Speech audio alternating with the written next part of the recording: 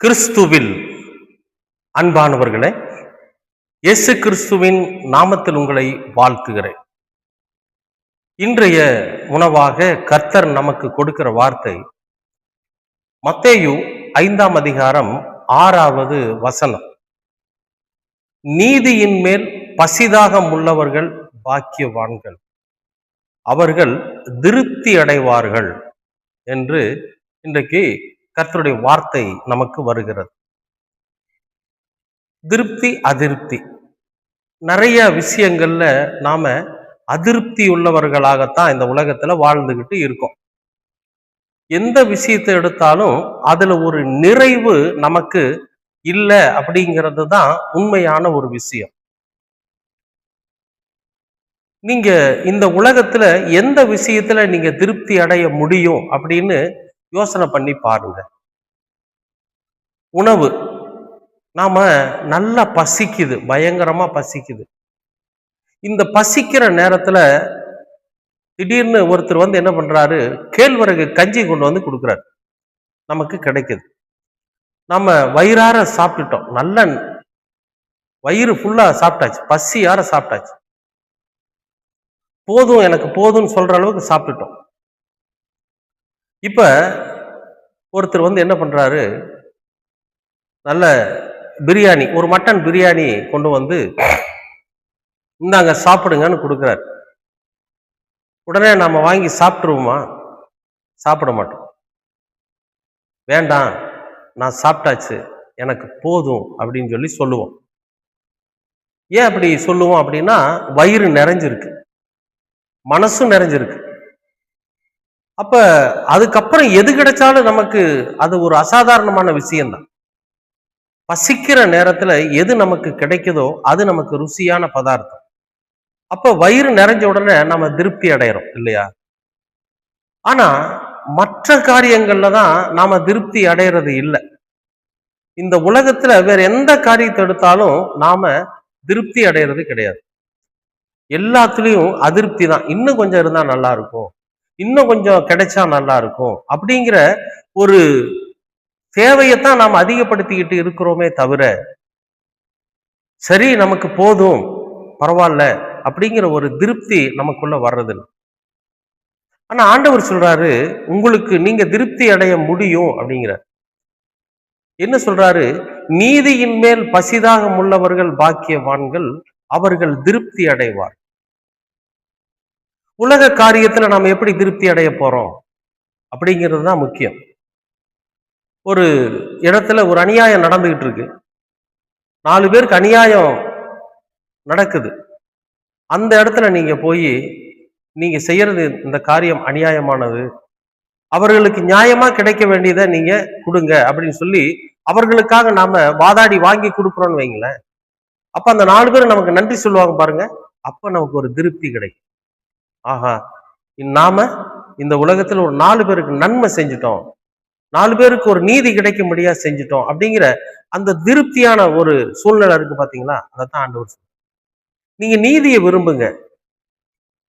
அநீதியும் அநியாயமும் எங்க நடக்குதோ அந்த இடத்துல போய் நீங்க நீதியை செய்ய முடியா செய்யுங்க.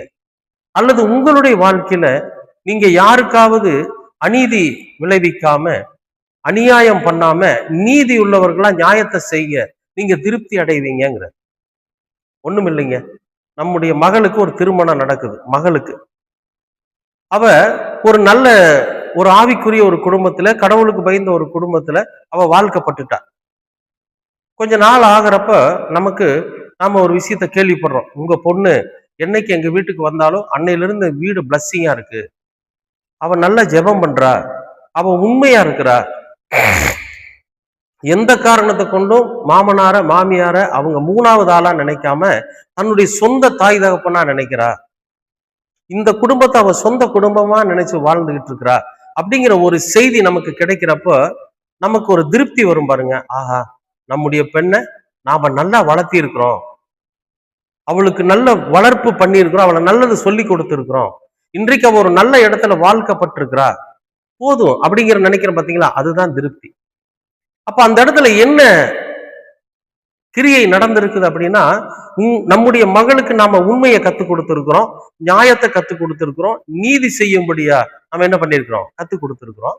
அதே வேலையை அந்த பெண் போய் தான் புகுந்த வீட்டுல செய்யறாங்கிறப்ப நமக்கு ஒரு திருப்தி.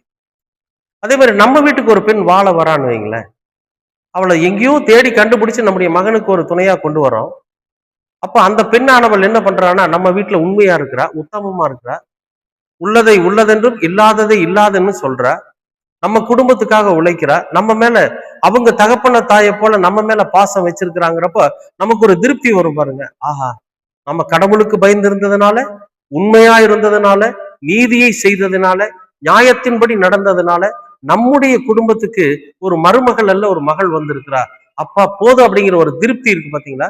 இது எந்த இடத்துல வரும்னா, நீங்க உண்மையா இருக்கிற திருமண காரியங்களிலோ மற்ற விஷயங்களிலோ அநியாயத்தையோ அநீதியோ நம்ம செஞ்சோம்னா அந்த இடத்துல திருப்தி இருக்காது.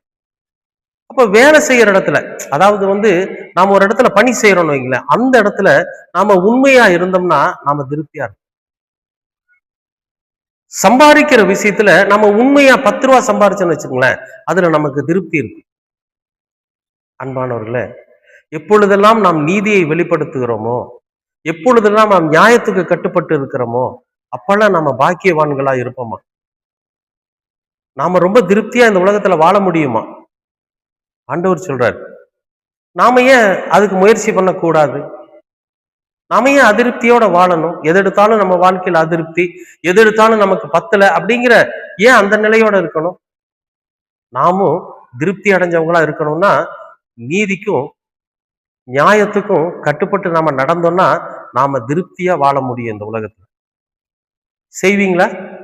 செய்யணும். செஞ்சாதான் இந்த உலகத்துல நம்ம திருப்தியா இருக்க முடியும். அன்பின் பரலோக பிதாவே, உமக்கு ஸ்தோத்திரம். இந்த நாளுக்காக நன்றி. இந்த நாளை ஆசீர்வதித்து கொடுத்ததற்காகவும் நன்றி. நாங்களும் இந்த உலகத்துல திருப்தியுள்ளவர்களாய் வாழ நீங்க கிருபை பாராட்டுங்க. நீதிக்கும் நியாயத்திற்கும் துணையாய் நின்று இயேசு கிறிஸ்து என்கிற அந்த மகா உத்தமமானவர் இந்த உலகத்துல எங்களுக்கு கற்றுக் கொடுத்திருக்கிற நீதியையும் நியாயத்தையும் பின்பற்றி நாங்கள் உண்மையுள்ளவர்களாக வாழ்ந்து இந்த உலகத்திலே மன திருப்தியாய் இருக்க நீங்க கிருபை பாராட்டு. எல்லாவற்றையும் எங்களது இரட்சகர் இயேசு கிறிஸ்துவின் வழியாய் கேட்கிறோம் நல்ல பிதாவே. ஆமேன், ஆமேன், ஆமேன்.